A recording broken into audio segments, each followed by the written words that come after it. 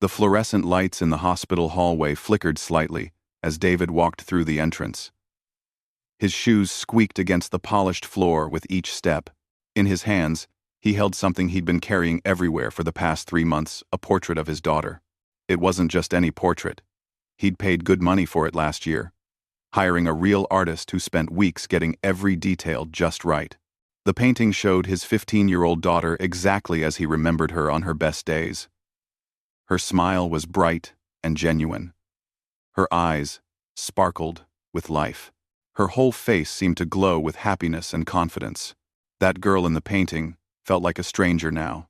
David had been a single father since his daughter was 4 years old. His wife had passed away suddenly, leaving him alone to raise their little girl. Those early years were hard, learning to braid hair, attending parent-teacher conferences by himself, being both mom and dad at every school event. But he'd done it. He'd worked 2 jobs sometimes, missed sleep, given up his own dreams. And he'd thought he was doing everything right. His daughter had always been what people called an easy kid. She got good grades without being pushed. She never talked back or caused trouble.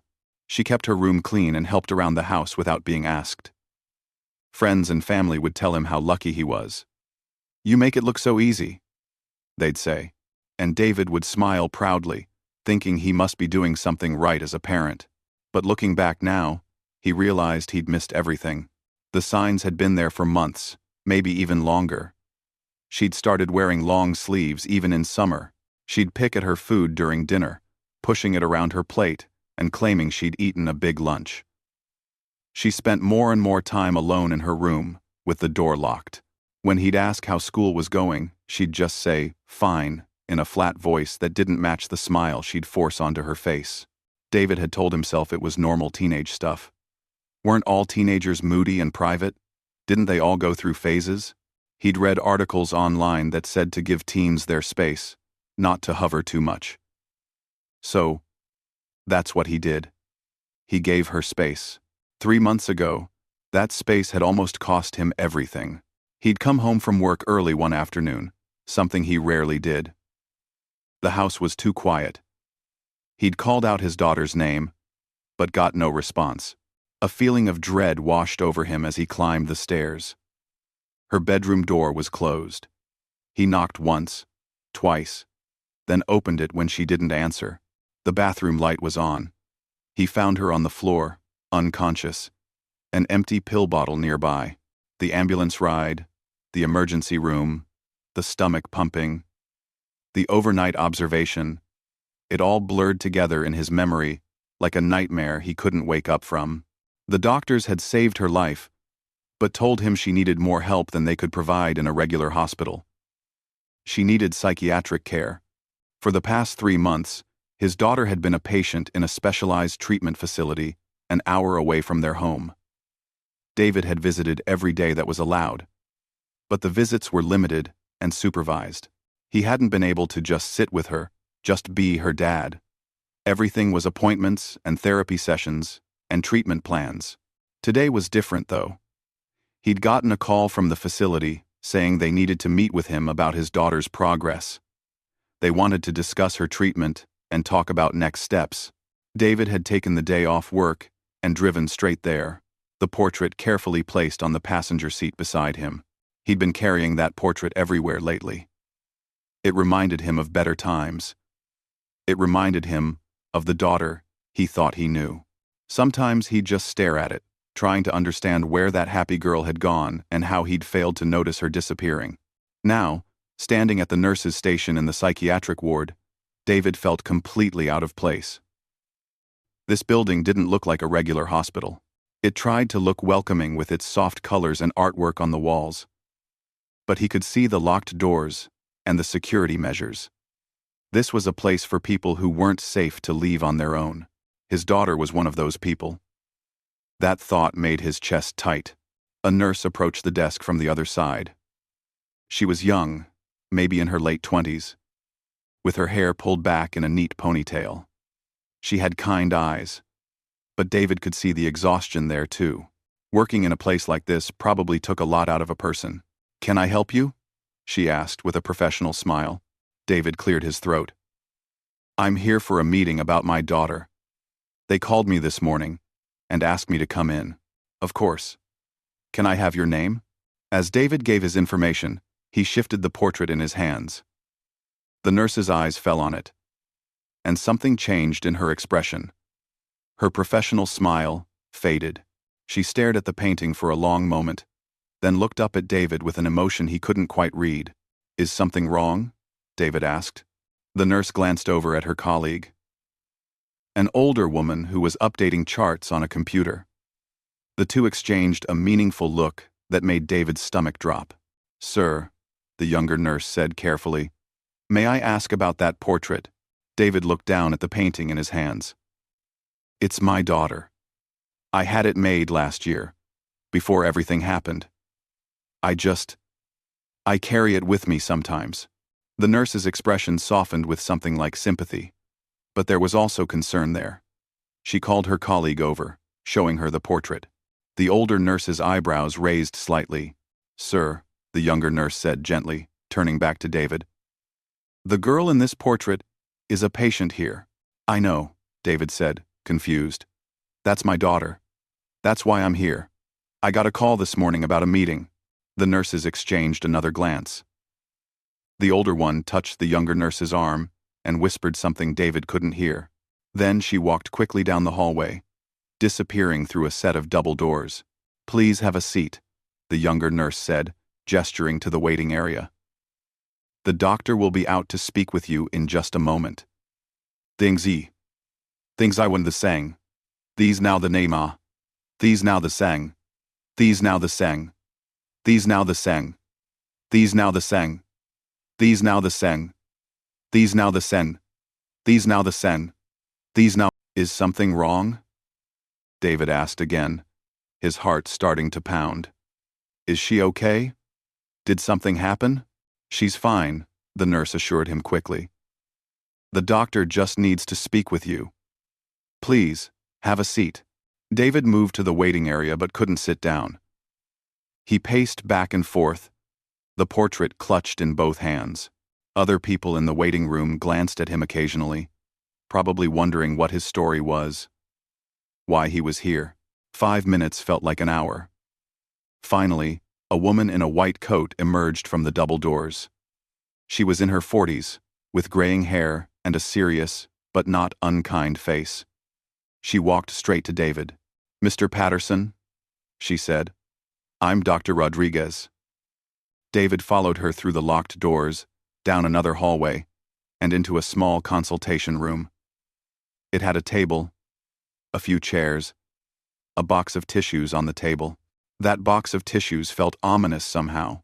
Please, sit down, Dr. Rodriguez said.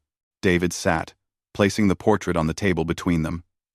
Dr. Rodriguez looked at it for a long moment, and David saw something flicker across her face. Sadness, maybe, or concern. Mr. Patterson, she began. We need to talk about your daughter. There are some things you don't know, things she's been hiding, and I think it's time you understood the full picture of what she's been going through. David felt his hands start to shake. He looked down at the portrait, at that smiling, happy girl who seemed so far away from the reality of where they were now. Tell me, he said quietly. Tell me everything. Dr. Rodriguez folded her hands on the table and took a deep breath. David could tell she was choosing her words carefully, like she was about to tell him something that would hurt, but needed to be said anyway. Your daughter has been with us for 3 months now, she began. In that time, we've been working with her daily. Individual therapy, group sessions, medical monitoring. She's made significant progress, but there's been a barrier we've been trying to help her overcome. David leaned forward. What kind of barrier? The truth. Dr. Rodriguez said simply, your daughter has been carrying secrets for a very long time. Secrets she was terrified to share with you. David's throat felt tight. What secrets? We tell each other everything. We've always been close. The doctor's expression was gentle but firm. Mr. Patterson, that's part of the problem. Your daughter believed you were close too. So close that she couldn't bear to disappoint you or add to your burdens. So she hid everything. She pulled out a folder from beside her chair and opened it. Inside were pages of notes, evaluations, reports. David could see his daughter's name at the top of each page, along with words and terms he didn't fully understand. 2 weeks ago, your daughter finally opened up to us about what she's been experiencing. Dr. Rodriguez continued. She's been struggling with severe depression for over 2 years. She's also been dealing with anxiety, body image issues, and self-harm behaviors. The words hit David like physical blows. Self-harm? What do you mean? Dr. Rodriguez's voice remained steady and professional. Your daughter has been cutting herself for approximately 18 months. She's also developed disordered eating patterns. She would skip meals, then feel guilty about it, and force herself to eat, then restrict again. It became a cycle. David felt like the room was spinning. But I would have noticed. I would have seen something. She was very careful to hide it, the doctor explained. She wore long sleeves and pants, even in warm weather. She timed her eating to avoid suspicion. She maintained her grades and her responsibilities at home. To the outside world, she appeared to be functioning normally. That's actually very common with adolescents who are struggling. They become experts at hiding their pain. David picked up the portrait from the table, staring at his daughter's painted smile. This was taken just over a year ago. She seemed so happy.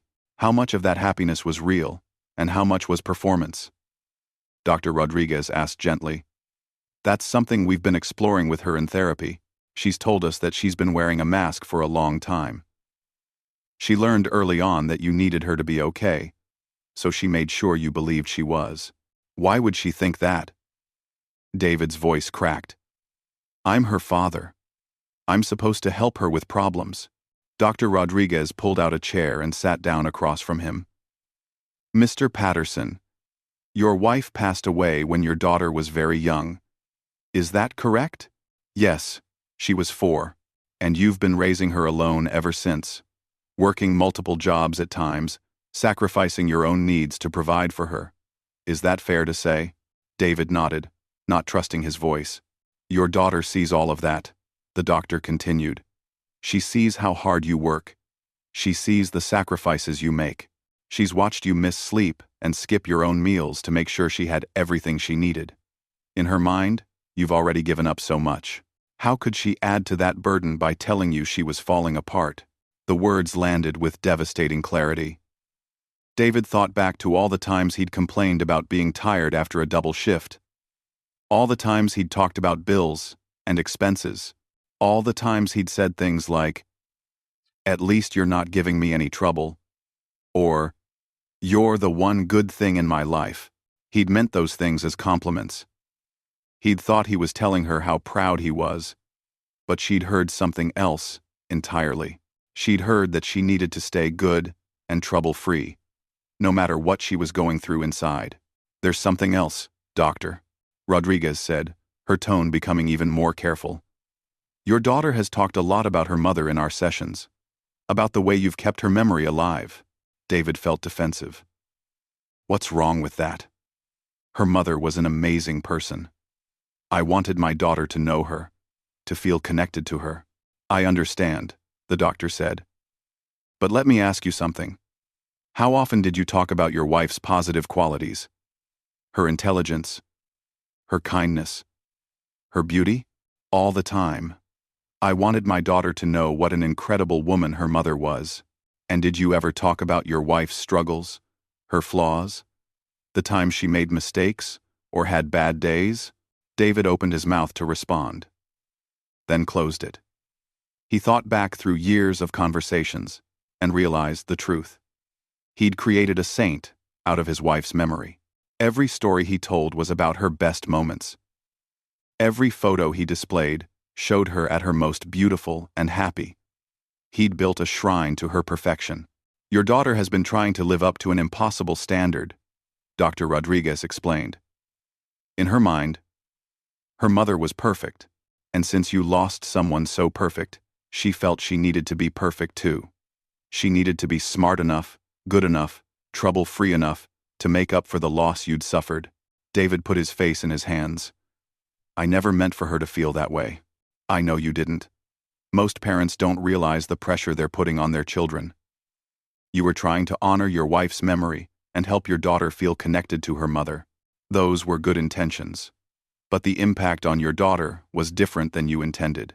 The room was quiet for a moment except for the sound of David trying to control his breathing. He felt like he was drowning in guilt and regret. She told us something else in therapy, Doctor, Rodriguez said softly. Something that I think you need to hear. She said that the day she took those pills, she wasn't trying to die. She was trying to make the pain stop. She described it as living with a constant weight on her chest that just kept getting heavier. She felt like she was suffocating under the pressure of being perfect, of not disappointing you, of living up to her mother's memory. David looked up, tears streaming down his face. I almost lost her because I was trying too hard to hold on to my wife. You didn't know, the doctor said. You can't blame yourself for not understanding something your daughter worked very hard to hide from you. But now, you do know. And the question is, what are you going to do with this information? David wiped his eyes with the back of his hand. What can I do? How do I fix this? You can't fix it, Dr. Rodriguez said plainly.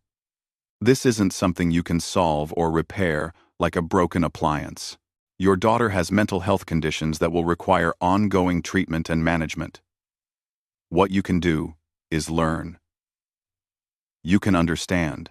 You can change the way you interact with her and the expectations you place on her, even unconsciously. She pulled out several pamphlets and booklets from her folder. We offer family therapy sessions. I strongly recommend you participate. We also have educational resources about adolescent mental health, depression, anxiety, and recovery. You need to understand what your daughter is dealing with so you can support her properly. David took the materials. Though his hands were shaking so badly, he almost dropped them. Can I see her? Does she know we're having this conversation? She knows. In fact, she asked us to tell you everything. That was a huge step for her. Being willing to let you see the truth. She's terrified you'll be disappointed in her or think she's weak. I could never think that, David said immediately. Then you need to tell her that.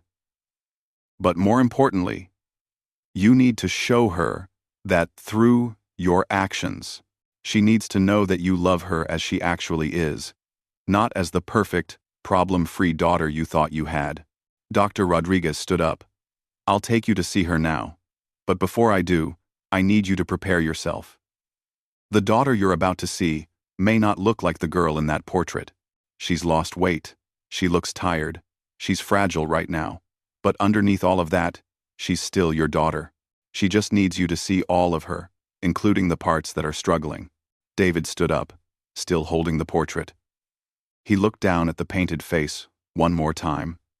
The bright smile, the sparkling eyes, the image of perfection he'd been so proud of. Then, he set it face down on the table. I'm ready, he said quietly.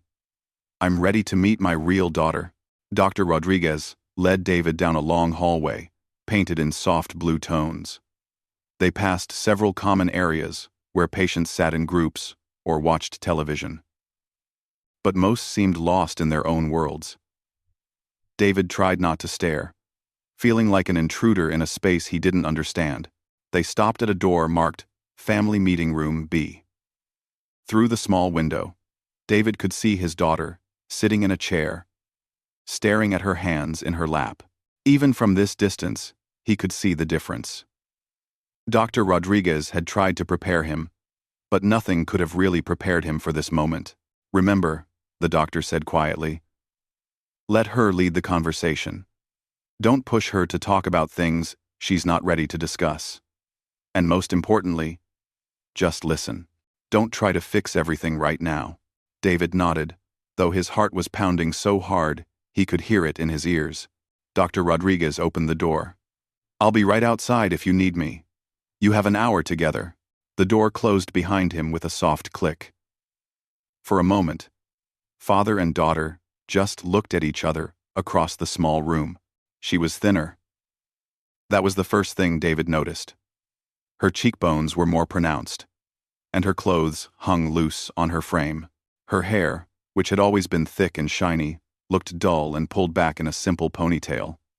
Dark circles shadowed her eyes, but it was the expression on her face that hurt the most. She looked scared, like she was bracing herself for disappointment or anger. "Hi, Dad," she said, her voice barely above a whisper. David moved to the chair across from her and sat down. Silence filled the space between them. David had rehearsed things to say during the walk down the hallway, but now every word had flown from his mind. He didn't know how to start this conversation, how to bridge the gap that had grown without him even noticing. "Dr. Rodriguez told you everything?" his daughter asked finally, still not meeting his eyes. "She told me enough," David said. "But I'd like to hear it from you, if you're ready to talk about it." She picked at a loose thread on her sleeve, a nervous habit he'd seen 1,000 times but never really paid attention to. "Are you mad at me?" "Mad?" David felt his chest tighten. "No, sweetheart. I'm not mad. I'm sad that you were hurting and felt like you couldn't tell me. But I'm not mad at you. I didn't want to be a problem," she said, and a tear slid down her cheek. "You already work so hard. You already do so much for me. I didn't want to make things worse." David wanted to reach across and hug her, but he remembered Dr. Rodriguez's advice about letting her lead. "You could never be a problem to me. You're my daughter. You're the most important person in my world. But I'm supposed to be the good thing in your life," she said, her voice cracking. "You always said that. You'd come home tired from work and you'd say, 'At least you're not giving me any trouble,' or 'You're the one thing I don't have to worry about.' I knew you needed me to be okay, so I made sure you thought I was." The guilt hit David like a wave. He remembered saying those exact words, probably hundreds of times. He'd thought he was expressing gratitude, telling her how proud he was. He'd had no idea she was hearing it as pressure, as a demand to stay perfect no matter what. "I'm so sorry," David said, his own voice breaking now. "I never meant it that way. I was trying to tell you how much I appreciated you. But I can see now how it sounded. Like you had to be perfect for me. Like you couldn't have problems of your own." She finally looked up at him, her eyes red and filled with tears. "I tried so hard to be like Mom. You always talked about how amazing she was, how smart and beautiful and kind. I thought if I could be like her, it would make up for you losing her. But I couldn't do it. I'm not like her at all." David felt like someone had punched him in the stomach. "Is that what you thought? That you needed to replace her?" "Didn't I?" she asked. "She was perfect, and you lost her. So I had to be perfect too, or else I'd lose you, or you'd realize I wasn't good enough." David stood up and moved to the chair beside her instead of across from her. This time he did reach out, taking her hand gently in his. She didn't pull away. "Listen to me," he said. "Your mother wasn't perfect. She was wonderful. Yes, but she was human. She had bad days. She got stressed and overwhelmed. She made mistakes. I've been telling you only the good stories because I wanted you to have happy memories of her. But in doing that, I created this impossible image that no real person could live up to." His daughter looked at him with surprise. "You never told me that." "I know. And that was wrong of me. Your mom struggled with things too. She had hard times. But I only showed you the highlight reel because I thought that's what you needed. I didn't realize I was setting you up to fail by making her seem superhuman." He squeezed her hand gently. "And you were never supposed to replace her. You're not a substitute for anyone. You're you. You're my daughter, and that's exactly who you're supposed to be. Not your mother. Not some perfect version of yourself that doesn't exist. Just you, with all your strengths and struggles, and everything in between." She was crying openly now, tears streaming down her face. "I've felt like I was drowning for so long, Dad. Like there was this weight on my chest and I couldn't breathe. And I couldn't tell you because you'd already lost Mom, and I couldn't bear the thought of disappointing you too." David pulled her into a hug, and she collapsed against him, sobbing. He held her and let her cry, his own tears falling into her hair. "You haven't disappointed me," he said. "You could never disappoint me. I'm the one who failed you. I was so focused on providing for you and keeping your mother's memory alive that I forgot to just see you. The real you. I'm so sorry." They sat like that for several minutes, just holding each other. When she finally pulled back, she wiped her face with her sleeve. "Dr. Rodriguez says I have a long way to go," she said quietly. "The depression doesn't just go away. I have to learn how to manage it. And the eating stuff is really hard. Some days I don't want to try anymore. Then on those days, I'll help you try," David said. "I can't fix this for you, and I'm learning that's not my job anyway. But I can be here. I can listen. I can learn about what you're going through, so I can support you better." She looked at him with something like hope in her eyes. "You're not going to be disappointed if I'm not okay all the time?" "No," David said firmly. "I want you to be honest with me. Even when it's hard. Especially when it's hard. If you're struggling, I want to know. Not so I can fix it or judge you, but so you don't have to carry it alone." "What if I can't be the daughter you want me to be?" she asked, her voice small. David took both her hands in his. "You already are the daughter I want. I just didn't know who that daughter really was, because you were too busy trying to be someone else. I want to know the real you. The one who struggles sometimes, the one who has bad days, the one who's scared and tired and fighting to get better." She took a shaky breath. "I'm really scared. Dad, I know, I'm scared too. But we're going to figure this out together, okay? No more hiding. No more pretending.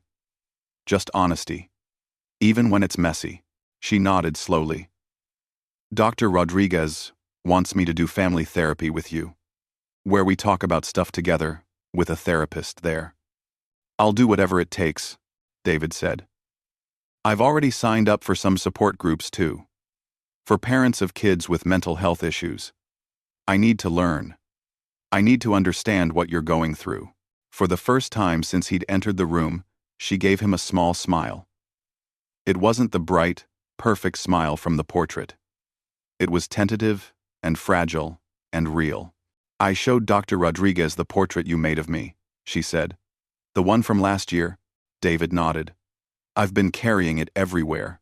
Can I tell you something about that picture?" "Of course." She looked down at their joined hands. "That girl, in the painting? She wasn't real. I was already cutting myself when you had that made. I was already skipping meals. I was already falling apart inside.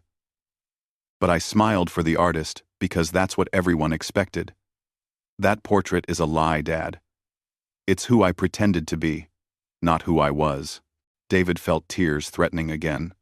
"I left it in Dr. Rodriguez's office. I don't need that portrait anymore." She looked up at him, confused. "No," he said, "because I'd rather know the real you than carry around a beautiful lie. Even if the real you is struggling, even if it's hard. I want the truth, not the performance." She started crying again.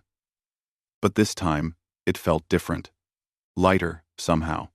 Like something heavy was finally being lifted. "I'm so tired of pretending," she whispered. "Then stop," David said. "Just be yourself. That's all I want. That's all I've ever really wanted. I just didn't know how to show you that." They sat together in that small room, holding hands and letting years of pretense and pressure finally start to crack and fall away. It wasn't a perfect moment. It was messy and painful and raw, but it was real. And for the first time in a long time, that felt like enough. The weeks that followed that conversation were some of the hardest of David's life. Not because things got worse, but because facing the truth was painful in ways he'd never expected. He started attending the family therapy sessions at the treatment facility twice a week.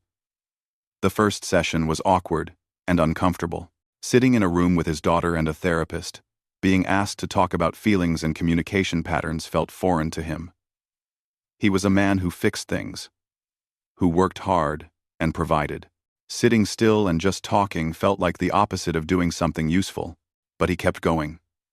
And slowly, he started to understand. The therapist, a woman named Helen who'd been working with families for over 20 years, didn't let him off easy. In their third session, she asked him a question that stopped him cold. "When was the last time you cried in front of your daughter?" David thought about it. "I don't know. Maybe at my wife's funeral?" She was 4, so she probably doesn't even remember. "And why don't you cry in front of her?" Helen asked. "Because I need to be strong for her. I'm her father. She needs to know I can handle things." Helen nodded slowly. "And what message does that send to her about emotions?" David looked over at his daughter, who was sitting quietly beside him. "I guess it tells her that strong people don't show when they're hurting." "Exactly," Helen said. "You've been modeling emotional suppression for her entire life. You work yourself to exhaustion, but never complain. You grieve privately, but stay strong in front of her. You handle everything alone. Is it any wonder she learned to do the same thing?" The realization hit him hard. He'd thought he was teaching her resilience and strength. Instead, he'd taught her to hide pain and carry burdens alone. His daughter spoke up quietly. "I always thought that if you could handle Mom dying and raising me by yourself and working all the time without breaking down, then I should be able to handle my problems too. I thought there was something wrong with me for not being that strong." David felt a lump in his throat. "I did break down. Many times. I just made sure you never saw it. I'd cry in my car after dropping you off at school. I'd have panic attacks in the bathroom at work. But I thought I was protecting you by hiding it. You were protecting yourself," Helen said gently. "And that's human. But it also created a dynamic where neither of you felt safe being vulnerable with each other." Quote, acted extreme stating. The sessions continued, each one peeling back another layer of misunderstanding and unhealthy patterns. David learned about depression and anxiety, about how they weren't weaknesses or choices, but actual medical conditions. He learned about warning signs he'd missed, and how to have difficult conversations without trying to immediately solve everything. He also joined a support group for parents dealing with children's mental health issues. The first meeting, he sat in a church basement with 11 other parents, all looking as lost and guilty as he felt. An older man named Robert spoke first. "My son attempted suicide twice before I finally understood this wasn't about bad parenting or him being weak. It's an illness, just like diabetes or asthma, except people judge you for it." A mother across the circle nodded. "My daughter has been in and out of treatment for 3 years. People at our church stopped inviting us to things, like mental illness is contagious, or something." David listened to story after story of parents who'd missed signs, who'd said the wrong things, who'd tried tough love or positive thinking or strict discipline, only to watch their children get worse. He heard about the guilt, the fear, the exhaustion of loving someone who was battling an invisible enemy. But he also heard about hope, about kids who'd found the right treatment and were managing their conditions, about families who'd learned to communicate better and rebuilt their relationships, about the small victories that meant everything: a day without self-harm, a meal eaten without struggle, a genuine smile. David started making changes at home too, preparing for when his daughter would eventually be discharged. He went through the house with new eyes, seeing it the way the therapists had taught him to see it.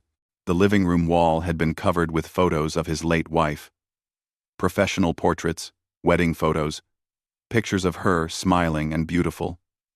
He'd created a shrine without realizing it. Now, he carefully took most of them down, leaving just 2 meaningful ones: a casual photo of her laughing at something off camera, and a picture of her holding their daughter as a baby, looking tired but happy. He boxed up the others, not to forget but to stop worshipping. His wife had been a person, not a saint. Their daughter needed to understand that. In his daughter's room, he noticed things he'd overlooked before. All her achievements were displayed: honor roll certificates, perfect attendance awards, a shelf of trophies.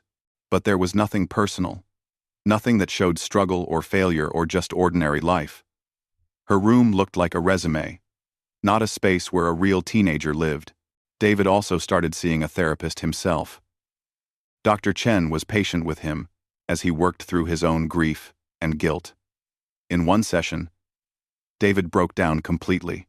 I was so focused on making sure she had everything I never had as a kid, stability, opportunities, encouragement, that I forgot to just let her be human.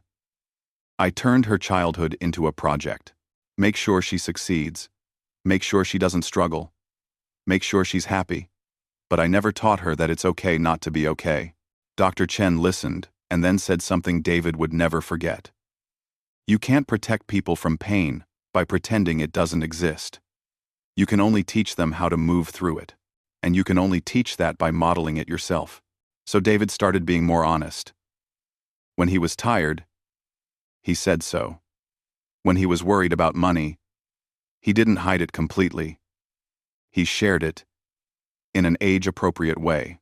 When he missed his wife, he talked about it openly instead of suffering in silence. He also started learning about his daughter's actual interests, not the ones he'd assumed she had. In one family session, Helen asked his daughter what she liked to do for fun. I don't know, she said. I like what I'm supposed to like, I guess. What does that mean? Helen asked. Well, Dad always seemed proud when I did well in school or won awards, so I focused on that. But I don't really know what I actually enjoy. David felt like he'd been punched in the gut. What would you want to do if you weren't trying to make me proud? She thought about it for a long moment. I think I'd like to draw. Not just perfect portraits and realistic stuff, but like weird art, abstract things. But I stopped because it seemed like a waste of time when I could be studying. I want you to draw, David said. Whatever you want. Weird, abstract, anything. I want you to do things just because you enjoy them, not because they'll earn you an award or make me proud. The treatment facility started preparing for his daughter's transition to outpatient care. She'd been there for almost 4 months now, and while she wasn't fixed, Helen had been very clear that mental illness didn't work that way. She was learning to manage her conditions and communicate her needs. But there was one more conversation they needed to have. And Dr. Rodriguez brought it up. In a joint meeting, we need to talk about what comes next, she said. The tools and coping strategies your daughter has learned here are just the beginning. The real work happens at home, in regular life, when things get hard. She looked at both of them seriously. There will be setbacks. There will be bad days. There will be times when the depression comes back strong, or the anxiety feels overwhelming. This isn't a straight line to recovery. It's more like waves. Sometimes you're riding high, sometimes you're underwater. His daughter looked scared. What if I can't do it? What if I come home and fall apart again? Then we get you help again, David said immediately. This isn't a one-time fix. Dr. Rodriguez is right, this is ongoing, and I'm going to be here for all of it. The good days and the bad ones. Dr. Rodriguez nodded approvingly. That's exactly the right mindset. Recovery isn't about being perfect. It's about being honest and asking for help when you need it. She handed David a folder full of information. These are outpatient therapy options, support groups for teens, psychiatrists who can manage medication if needed, crisis hotlines, and warning signs to watch for. You're not doing this alone. There's a whole network of support available. David took the folder, feeling both overwhelmed and grateful. 3 months ago, he hadn't even known this world existed. Now, he was learning to navigate it, one step at a time. On the drive home from that meeting, David glanced over at his daughter in the passenger seat. She was looking out the window, and he couldn't tell what she was thinking. You okay? He asked. She turned to him. I'm scared, but I'm also kind of relieved, I guess. Like, I don't have to pretend anymore. Even if I'm not okay, I can just say it now. You can always say it, David promised. I'd rather hear the truth, even if it's hard, than have you suffer in silence. She nodded, then asked quietly, "Dad, when I come home, can we take down some of those achievement awards in my room? They kind of make me feel like I'm not allowed to fail." "We can take down whatever you want," David said. "It's your room. It should feel like your space, not a museum of expectations." For the first time in months, she smiled a real smile. Small, but genuine. They still had a long road ahead of them. But at least now, they were walking it together. With honesty, instead of pretense lighting the way. 6 months after that first meeting with Dr. Rodriguez, David stood in his daughter's bedroom doorway, watching her arrange art supplies on her desk. She'd been home for 2 months now, and the room looked completely different than it had before. The achievement awards were gone, packed away in a box in the attic. In their place were sketches and paintings she'd been working on, some realistic, some abstract, some just experimental splashes of color. They weren't perfect, and that was exactly the point. Her walls now showed a person exploring and creating, not a person performing for approval. "I'm heading to the support group," David called out. "I'll be back in a couple hours. There's leftovers in the fridge if you get hungry." She turned around, paint smudged on her cheek. "Okay, tell everyone I said hi." David smiled. She'd met some of the other group members' kids at a family event last month. It had been good for her to see other teens dealing with similar struggles, to know she wasn't alone or broken. "Will do. You're still good for therapy tomorrow at 4? "Yeah." This was their new normal check-ins without interrogation, reminders without pressure, routines that included mental health care the same way they included doctor's appointments or school obligations. The transition home hadn't been smooth.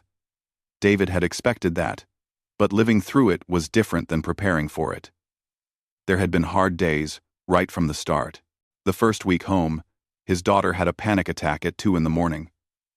David had woken to the sound of her, hyperventilating in her room.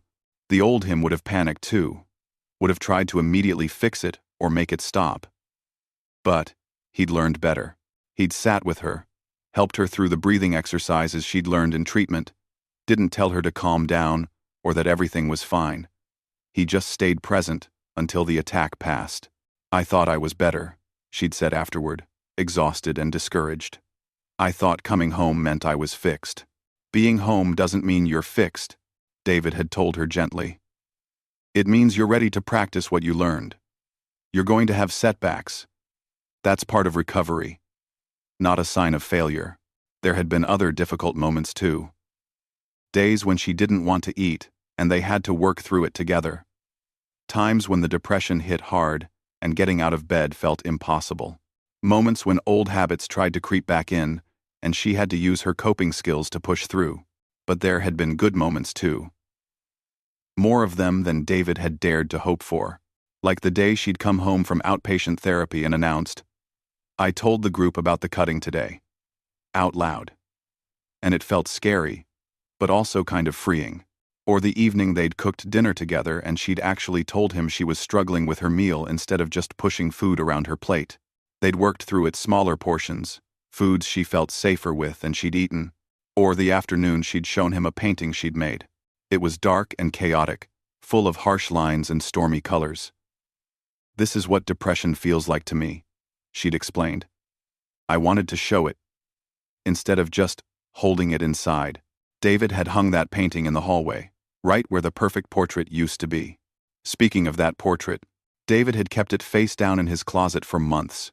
He couldn't bring himself to throw it away, too much money spent, too many memories attached, but he also couldn't look at it without feeling pain. Then one day, his daughter had asked about it. "Whatever happened to that painting you had made of me? The one you were carrying at the hospital?" David had pulled it out and shown it to her.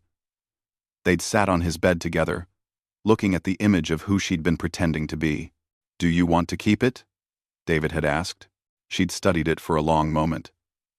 "No. That's not me. It never was.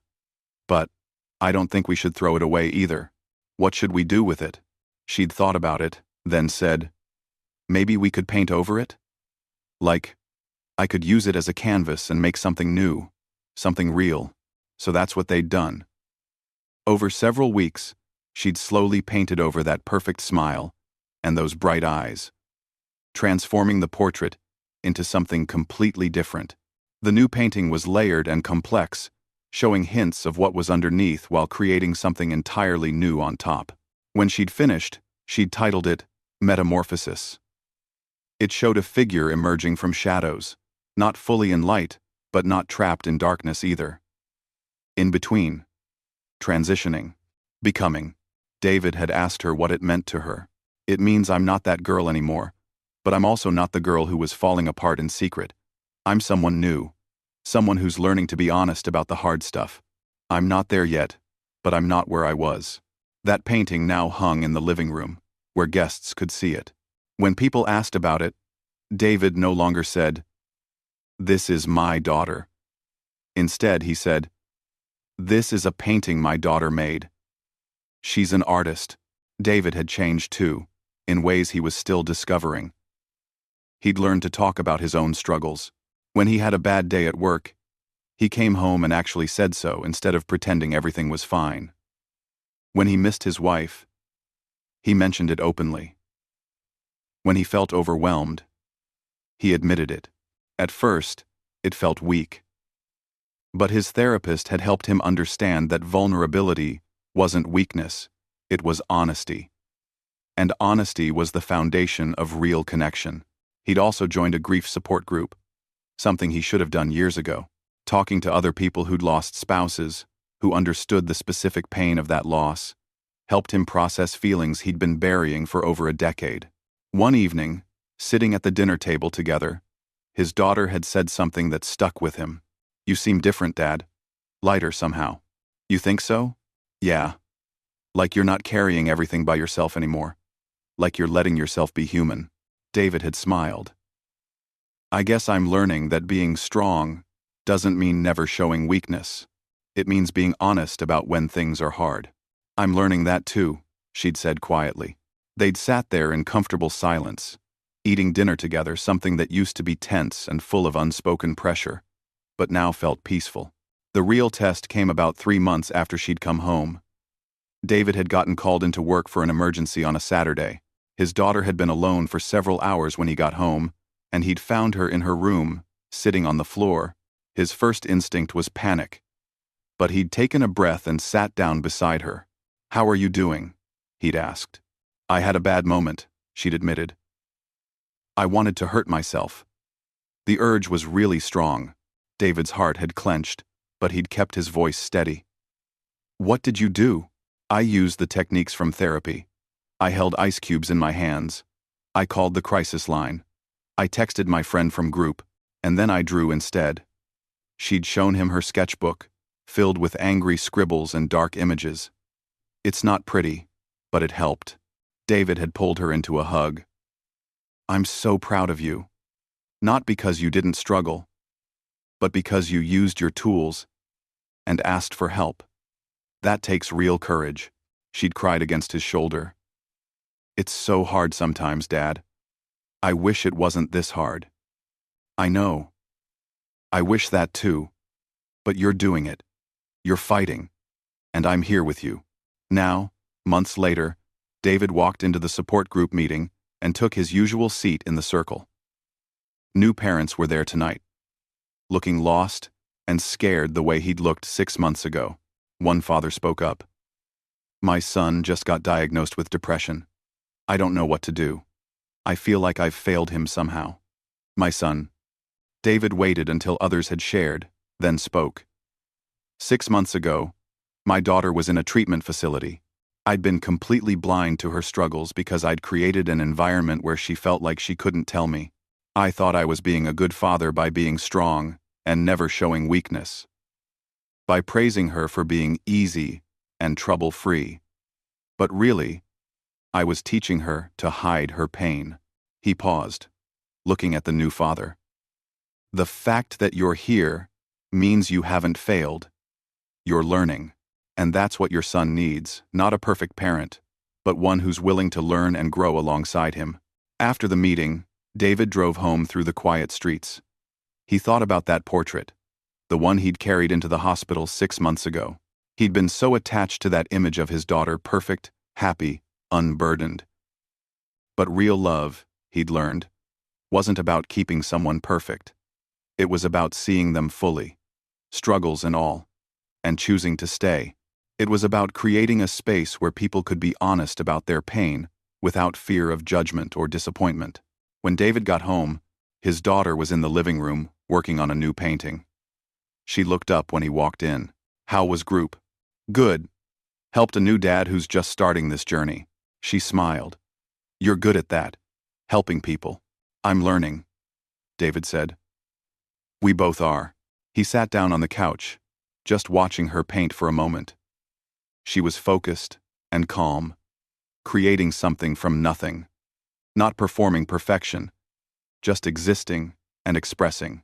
This was the daughter he'd been missing all along, not the perfect image, but the real person. Flawed and struggling and fighting and creating. Human.